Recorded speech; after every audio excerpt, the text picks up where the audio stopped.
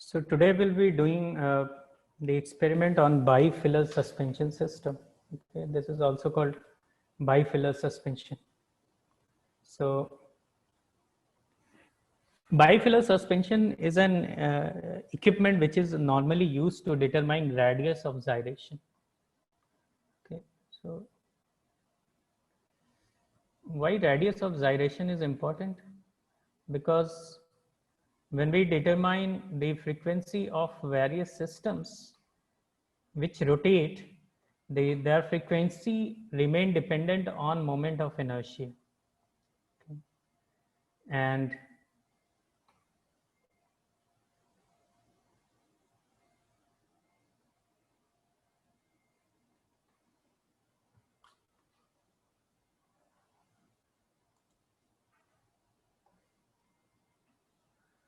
so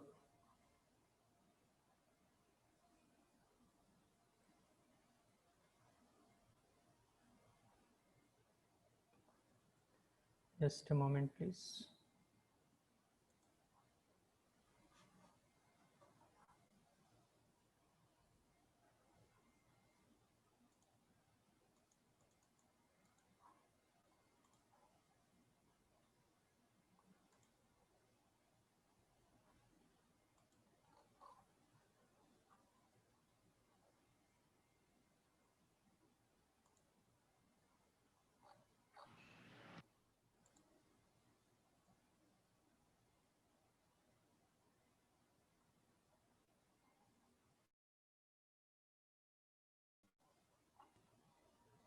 So we were talking about radius of gyration, and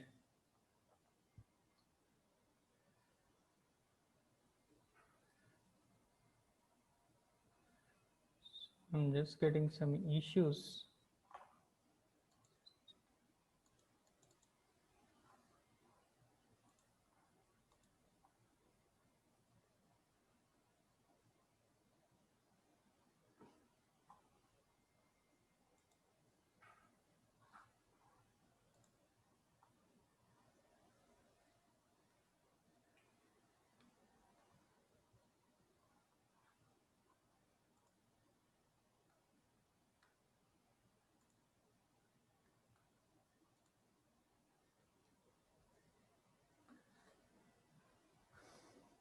So radius of gyration is required in order to determine moment of inertia, and moment of inertia is required in order to determine the frequency of various objects which are rotating. Okay, so moment of inertia becomes important when system is rotating.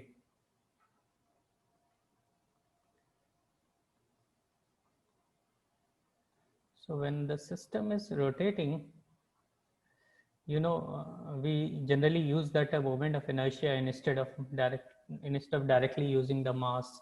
And then if we know the radius of gyration, we know moment of inertia is equal to I is equal to mk square if it is mass moment of inertia, or it is equal to ak square if it is area moment of inertia, where k is radius of gyration.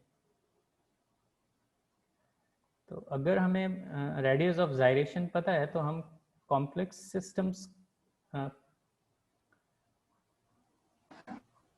का भी moment of inertia निकाल सकते हैं, और moment of inertia एक ऐसी quantity है जो नॉर्मली फ्रीक्वेंसीज निकालने में यूज होती है ना, किसी भी सिस्टम की नेचुरल फ्रीक्वेंसी. तो इन this experiment we will be introduced to term moment of inertia and moment of gyration. So before I start with this experiment, I will just briefly explain what is moment of inertia. तो moment of inertia एक ऐसा term है, I hope you know it, but I'm just trying to recall it, that let's say if you have a flat specimen or any surface, है ना, और आपने कोई एक ऐसा फोर्स लगाया, तो अगर इसका मास m है तो we know that is kinetic energy is equal to half mv square. इसका मतलब है कि ये v वेलोसिटी से मूव करेगा जहाँ पे m मास है, और m जो है वो एक कंस्ट्रेंट है. तो अगर मास ज़्यादा है तो इसकी वेलोसिटी कम हो जाएगी, और अगर मास कम है तो वेलोसिटी बढ़ जाएगी, है ना। लेकिन रोटेटिंग केस में क्या ऐसा होता है कि अगर मास ज़्यादा है या कम है तो उसके कारण वेलोसिटी में चेंज होता है। तो अगर हम इसको समझना चाहें तो ऐसा समझ सकते हैं कि let's say there is a मास जो एक स्ट्रिंग से बंधा है ना, मासलेस स्ट्रिंग। आप ऐसा मान सकते हैं कि आप अपनी उंगली पे कोई ऐसा रस्सी बांध दीजिए, कोई स्ट्रिंग बांध दीजिए, और उसके एंड पे एक मास ले लीजिए, और ऊपर से देखिए तो वो ऐसा चारों ओर घूम रहा है ओवर टू दिस पाथ। और फिर आप एक लार्जर लेंथ की एक स्ट्रिंग ले लीजिए और सेम मास यहाँ पे अटैच कर दीजिए, जो कि अगेन इस पाथ पे घूमेगा। Okay,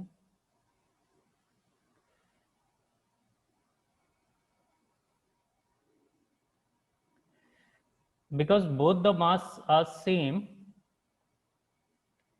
See here, in this case, in this translational case, if mass is same, kinetic energy will remain same, velocity will remain same, है ना। If we give same energy, then velocity will remain same in case of translational motion. But in case of rotating motion, if we give the same energy, है ना, अगर kinetic energy same है तो क्या same angular speed से घूमेगा ये? तो ऐसा No. नहीं होता है, because what will happen is that if we give the same kinetic energy,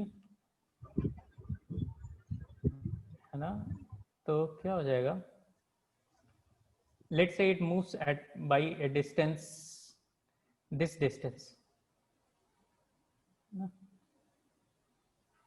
अगर हमने कोई E के काइनेटिक एनर्जी यहाँ पे दिया है तो ये यहाँ से यहाँ तक मूव किया, लेट्स से ये डिस्टेंस L है, तो ये मास भी L डिस्टेंस ही मूव करेगा, इजंट इट, है ना। एनर्जी क्या होता है कि it's a form of work, है ना, जो कि डिस्टेंस पे डिपेंड करता है।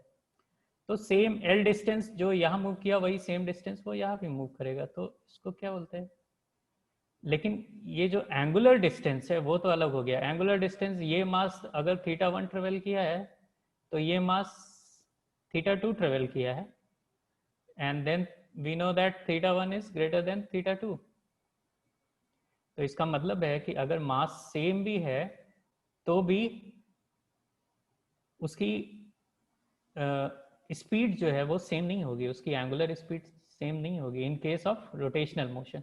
लेकिन in case of translational motion, अगर मास सेम है तो उसकी ट्रांसलेशनल स्पीड जो है वो सेम होगी, but in case of rotation तो वो क्या हो जाएगा, अगर मैं इस टर्म को यहाँ पे लिखूँ तो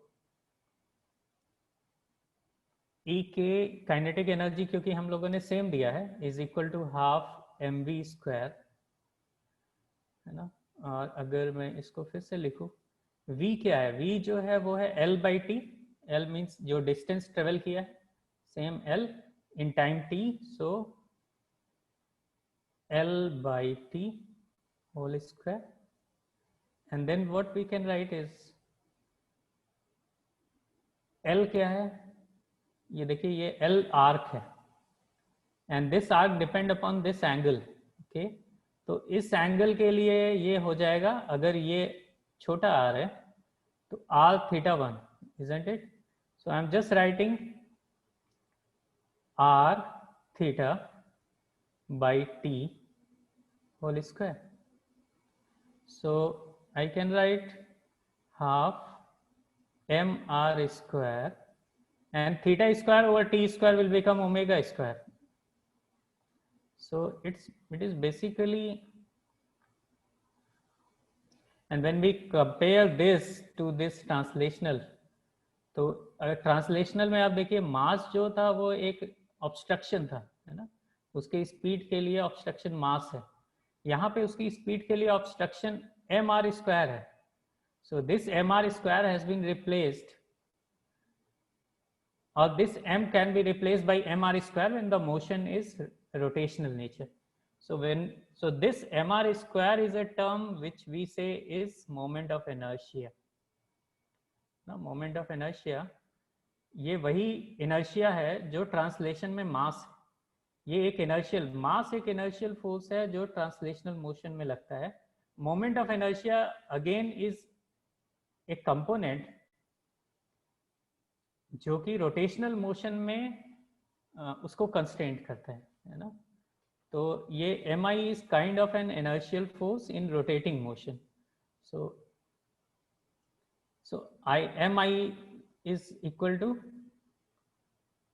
mr स्क्वायर, है ना.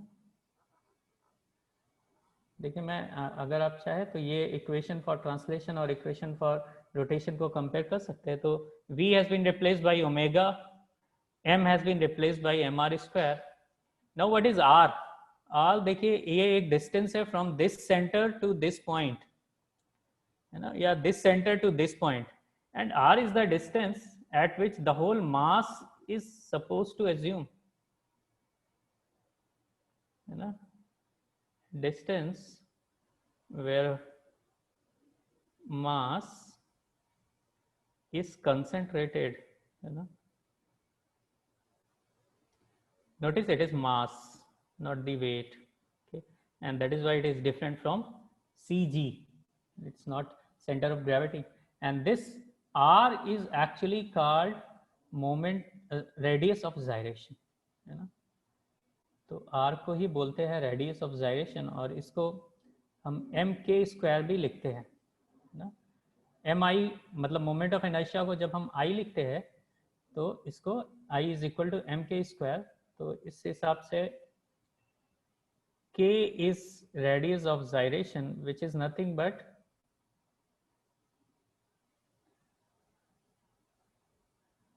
where the whole mass is assumed to exist or where the whole area is also, है ना. अगर आप moment of inertia, it was a mass moment of inertia, है ना, we consider mass.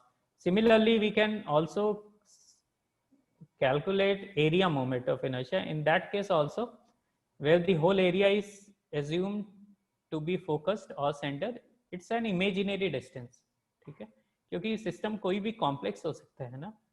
अब अभी आपको पता नहीं होगा कि वो मास कहाँ कंसेंट्रेटेड है, तो कोई एक ऐसा पॉइंट, एक इमेजिनरी पॉइंट जहाँ पे ये एग्जिस्ट कर सकता है, रेडियस ऑफ जायरेशन, वो हम इस एक्सपेरिमेंट के थ्रू निकाल सकते हैं. So bifilar experiment, bifilar suspension experiment is basically an experiment where we can determine. तो अगर आपको किसी भी सिस्टम का मोमेंट रेडियस ऑफ जायरेशन निकालना है तो इस इक्विपमेंट का यूज कर सकते हैं. Now here in this experiment our objective is to verify whether this system is a correct way or not in order to determine the radius of gyration. Okay,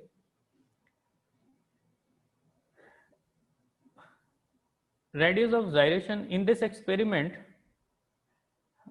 हमारे पास एक रेक्टेंगुलर स्ट्रिप होती है जिसमें बहुत सारे होल होते हैं. Okay, and अच्छा, ये अगर आप सोचिए इस स्ट्रिप में बहुत सारे होल है, अगर आप यहाँ पे उंगली डाल के इसको रोटेट करिए तो देखिएगा ये आसानी से घूम जाएगा, है ना, इसका बहुत ज़्यादा इनर्शिया नहीं होगा. लेकिन आप इसके अंदर अगर उंगली डाल के ऐसा इसको रोटेट करते हैं तो ये बहुत ज़्यादा चक्कर नहीं मारेगा. तो इसका मतलब है कि ये चीज़ नोटिस की मास सेम है ना, तो मास के कारण ये रोटेशन जो है ये अफेक्ट नहीं होता है. अनलाइक जैसा कि हम लोगों ने अभी देखा कि ट्रांसलेशन जब हम लोग देते हैं तो ट्रांसलेशनल मोशन में मास जो है वो मेन रोल अदा करता है, लेकिन जब रोटेशन होता है तो सिर्फ mass is not the only thing, it is moment of inertia. तो here in this strip there are various holes and they are connected to a fixed point with the help of two strings. ठीक,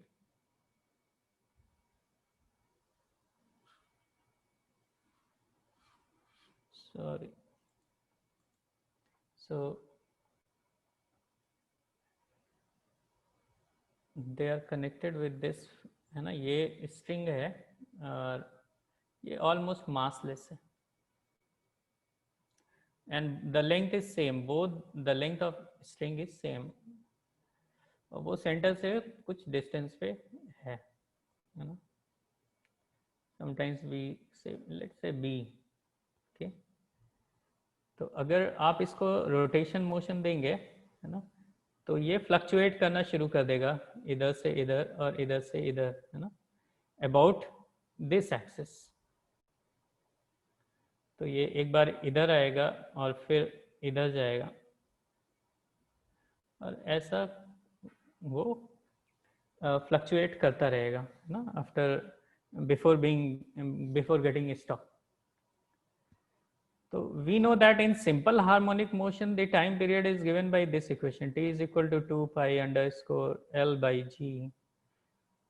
लेकिन वहाँ पे क्या था, एक simple सा मास था जो कि एक स्ट्रिंग से बधा था. यहाँ पे दो स्ट्रिंग बधी है और कंस्ट्रेंट मोशन है. तो in this case here it becomes k by b, where k is radius of gyration and b is the distance of string from CG. Okay, अभी ये फॉर्मूला आप डेराइव कर सकते हैं. You can get various books where this formula is derived, that for such a case where a system is attached to two strings, the time period is given by this equation. Okay, तो अगर आप experiment करेंगे you can measure this time, है ना, ये कितनी बार, एक 1 2, है ना. अगर आप इसको दे देते हैं मोशन, तो ये इसका एक टाइम पीरियड आप कैलकुलेट कर सकते हैं. And then you can also determine this radius of gyration. वो क्या हो जाएगा, t by 2 pi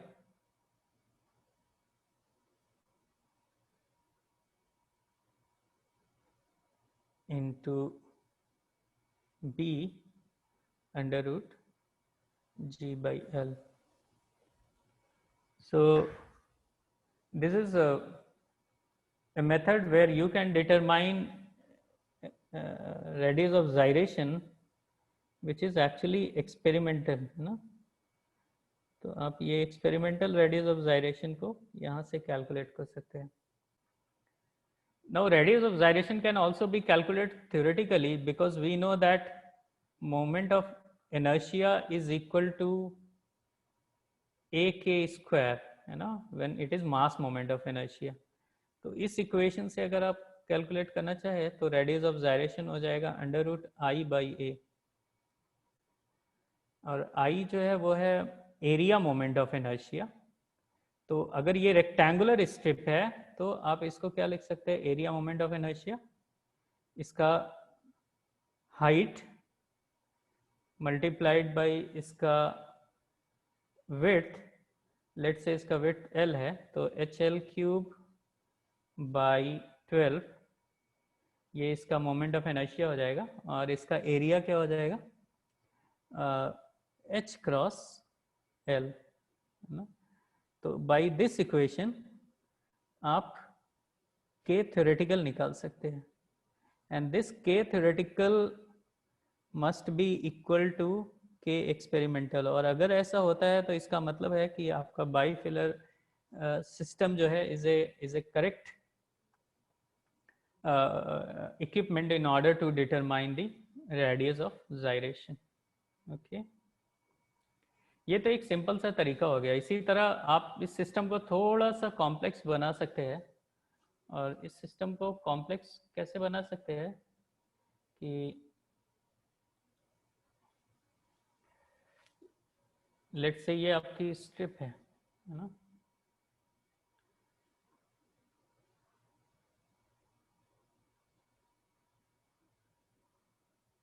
तो अगर स्ट्रिप पे लोड्स बहुत सारे लगे हैं, है ना, अभी तक हमने जो किया वो उसमें लेट्स से यहाँ पे कोई लोड लग गया तो थोड़ा सिस्टम कॉम्प्लेक्स बन गया, है ना, या यहाँ पे आपने कोई लोड लगा दिया, तो उस केस में भी आप बाईफिलर सस्पेंशन इक्विपमेंट का यूज करके रेडियस ऑफ gyration निकाल सकते हैं. तो इस केस में भी इट्स इजी है ना. There are some more calculation which are given in your manual, but I will just say that in this case अगर आपको पता हो कि moment of inertia जो होता है वो it's a superpositional quantity, तो इसका मतलब है कि इसको कैसे निकाल सकते हैं, एम के स्क्वायर जो कि सिर्फ बीम के लिए होगा और हर लोड के लिए अलग अलग है ना. तो अगर ये W1 इंटू के W1 square plus M W2 into K W2 square, where K is the radius of gyration for each weight ना.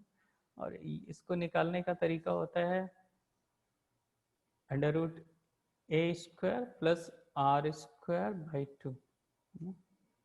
ए क्या है, ए डिस्टेंस है उस लोड के यहाँ तक का, और वो जो लोड लगा हुआ है उसका वहाँ से सेंटर डिस्टेंस कितना है, वो आर है. ठीक, तो ये ए स्क्वायर. इसी तरह अगर ये इसका देखेंगे है ना, यहाँ पे कोई लोड लगा हुआ है सेकंड वाला, तो यहाँ पे आप बोल सकते हैं ये यहाँ तक ए है और उसका फिर रेडियस आर है. ओके, तो इस तरह से moment of radius of gyration for each load you can determine, and then you can determine moment of inertia like this, where m के मैंने सिर्फ ये बीम का लिखा है और ये लोड्स आप जितने भी लोड लगा दीजिए. And this moment of inertia is actually, अगर एक लंप सम करे तो एक के इफेक्टिव यहाँ से मिल जाएगा है ना, एम के स्क्वायर. तो अगर हम ये दोनों इक्वेशन को करें तो इससे क्या निकल, यहाँ पे एम जो है वो टोटल वेट है ना, तो हमको एक के इफेक्टिव की वैल्यू मिल जाएगी, मतलब एक इफेक्टिव रेडियस ऑफ जायरेशन की वैल्यू मिल जाएगी. और अगर आप जब ये तो थ्योरेटिकल हो गया, और अगर आप जब इसको एक्सपेरिमेंट्स करते हैं है ना, तो एक्सपेरिमेंट में आप इसको फिर से एक मोशन दे देते हैं, फ्लक्चुएशन दे देते हैं, और यहाँ से टाइम पीरियड निकाल लेते हैं, तो फिर से same equation which we have used earlier, तो वहाँ भी आप इसके पहले जो हम लोग का इक्वेशन था ना कि यहाँ से एक इफेक्टिव रेडियस ऑफ जायरेशन निकल गया, और इसके पहले था कि T is equal to 2 pi cross K by B under इसको एल बाई जी. तो आप यहाँ पे भी एक्सपेरिमेंट करके आप इस इक्वेशन से के निकाल सकते हैं है ना. तो यहाँ पे क्या के एक्सपेरिमेंटल हो जाएगा. तो अगर ये दोनों के फिर से मैच कर रहा है तो आप ये समझ सकते हैं कि bifilar experiment is actually good for determining the radius of gyration for complex systems. So I think Vidit has also performed the experiment and shown in the video. So please go through that video also. So does anyone has any question?